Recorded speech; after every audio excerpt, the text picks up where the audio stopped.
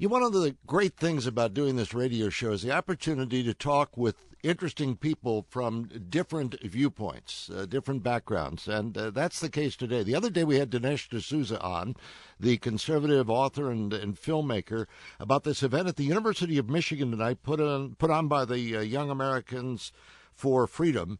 And it is a debate, they're calling it, between D'Souza and the man on the other end of our line, whom we've wanted to have on for a long time, and thankfully we finally have an opportunity to talk to him. He's an educator. He's a liberal activist. Some call him a former terrorist. He's Bill Ayers, none other than Bill Ayers, joining us here on the Frank Beckman Show. It's a pleasure to finally get you on. Nice to talk to you, Frank. Thank you. So how have you mellowed over the years from your time when you first heard the message of the Students for a Democratic Society while you attended the University of Michigan to today? I haven't. Not at all. No mellowing. No mellowing whatsoever. But I'm older, and I'm the father of three wonderful grown boys and the grandfather of three delightful grandchildren. But if you mean by mellowing, if I have a different view of the political crisis that we're in, or the requirements to get out of this crisis, no, that hasn't changed. I hope it's gotten smarter, deeper, more informed by experience and thinking. I don't think I'm locked into a particular dogma, but no, I think the crisis that I was first aware of in the early 1960s is still the crisis we're living with. I want to talk about that in a moment, but you're no longer considered a guy who advocates going around bombing government buildings, for instance. Well, I wouldn't say I've written two memoirs about my life through the political crises of our times, and neither one do I advocate any such thing. It is true that I was part of Students for a Democratic Society. I was a leader of the Weather Underground, and we did undertake some pretty dramatic tactics. But I'm not a tactician, and I don't advocate it in any way. We were in a time in that period.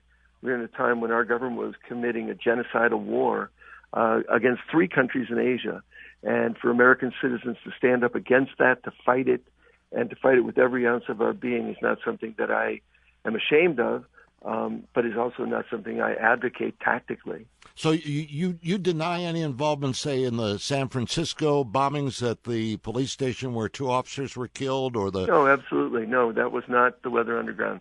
In that period, you may know this, Frank, but in that period of the early 1970s, I think over a 3 or 4 year period, there was something like 50,000 acts of arson or bombing of government buildings, and the Weather Underground took credit for, I think, 12 or 18 or something. And no, the San Francisco police station was not something that we were involved in at all. Well, there was this FBI informant whose story was widely spread, especially by your critics, as you know, who said, hey, he told me to bomb a police station, police headquarters, and the DPOA in Detroit, and he wanted injuries. That's what he claimed.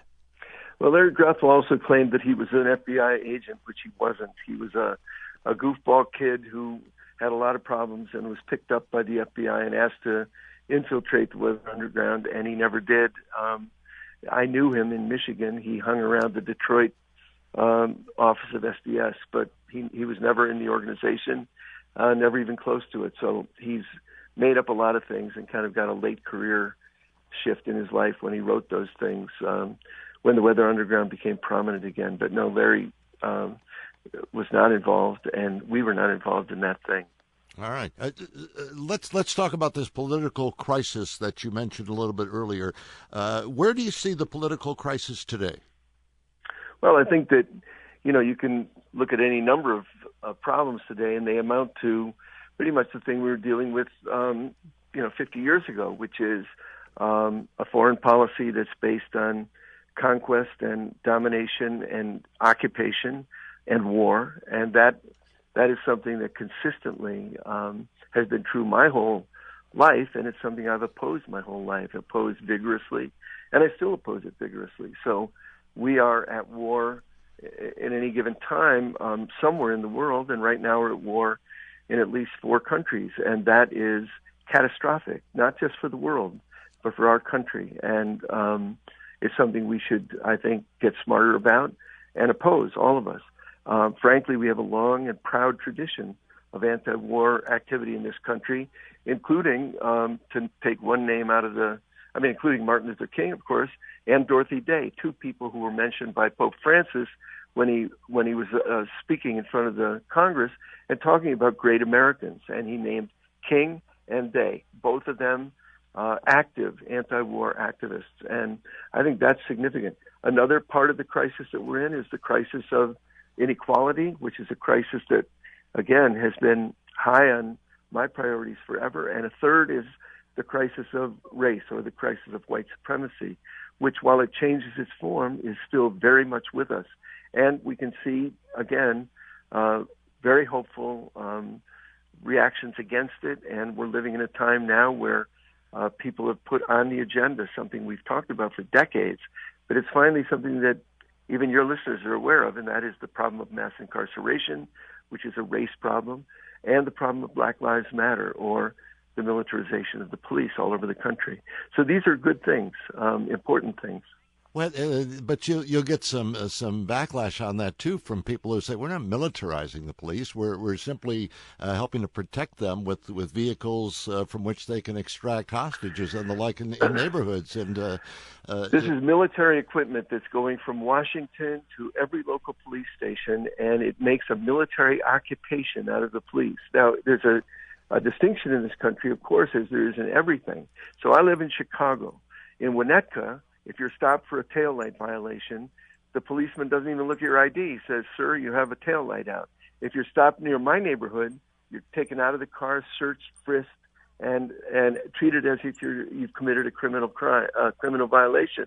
I would think that you and your listeners would be very, very interested in the case of Sandra Bland, the young woman from Chicago who was driving to her job in Texas, pulled over because she had a tail light out. Right. And the police officer, and it's all on tape, the police officer not only got aggressive with her, but he also said to her, "Put out your cigarette." Now, here was a private citizen in her private vehicle doing her private activity. Why should she put out her cigarette? I would think anyone who has the slightest libertarian impulse would say, "My God, we've got to get on that Sandra Bland case." But so far, no. It's the Black Lives Matter young people exclusively who've kept that alive, and God bless them for doing that. Well, I'm not going to get into why the police officer told her to put out her cigarette. That's maybe he's worried about secondhand smoke, but it still doesn't explain why she killed herself days later in a jail cell. No one killed her; she hung herself, and that's the case of Sandra Bland. At any rate, we'll continue our conversation with Bill Ayers to keep you the best informed audience in all of radio right here on the Frank Beckman Show.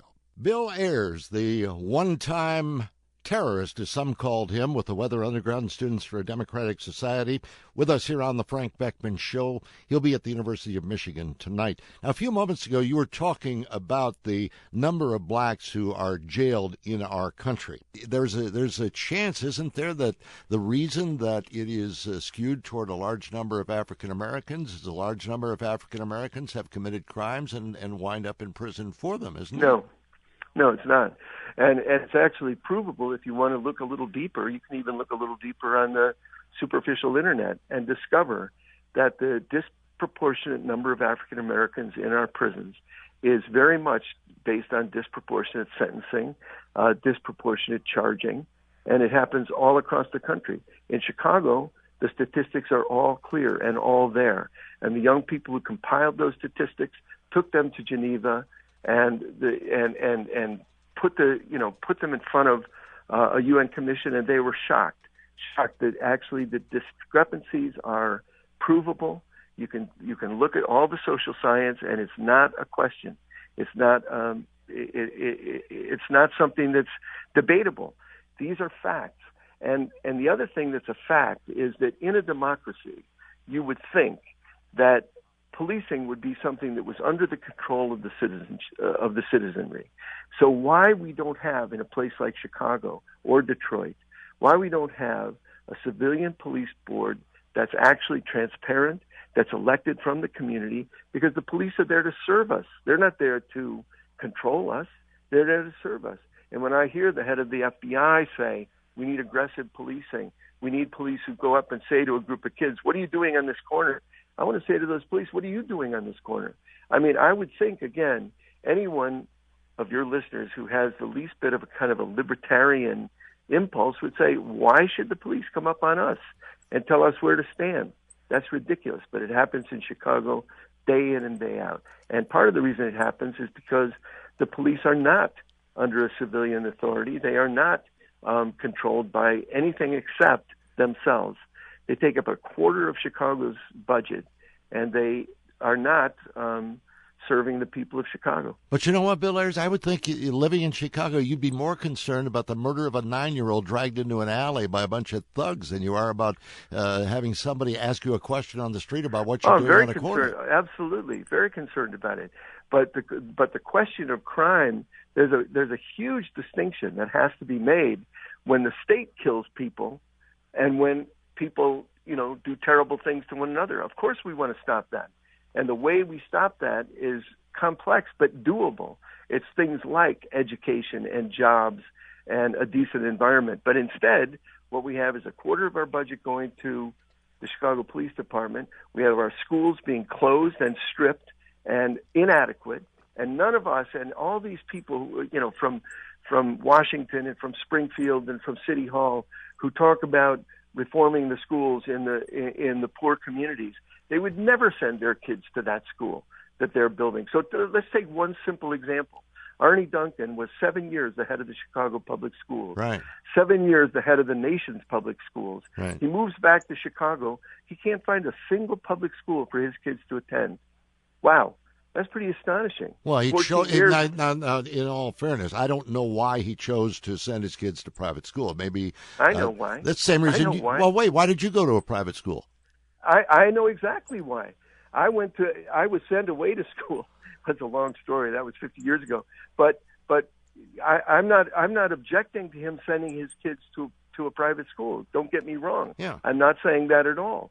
He has every right to send his kids to a school where the class size is capped at 15, where the kids do not take standardized tests, where they are not part of the Common Core, where they have a full arts program, where they go to after school, where they have a full sports program. He has every right to send his kids to that school. Absolutely. What he doesn't have a right to do is to advocate that other people's children go to a school where they have 45 kids in the second grade, no arts, no library, no physical education.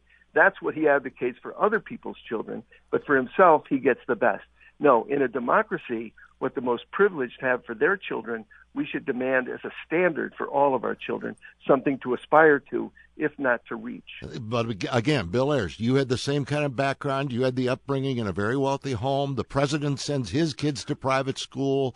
Right. And speaking of the president, because time's going to run out, we could go on all hour, and I'll leave that to you and Dinesh D'Souza to debate the American exceptionalism idea tonight at your alma mater, the University of Michigan. But if I may, did you start Barack Obama's political career? Do you take credit for that, for the meeting in your living room? Absolutely not. Well, I like to joke about it. I mean, it's such a paranoid fantasy in the fever swamps of the right. In what sense did I start his career? In what sense did I start his career? I knew him in Chicago, yes. We never shared a milkshake with two straws. I don't remember ever doing that. No, but you worked together. Like that. Didn't you work together? What was it, the Woods Foundation? I was on the board of the Woods Fund at the same time that Barack Obama was on the board of the Woods Fund. That's what I said. I knew him. Yeah. But did we agree politically?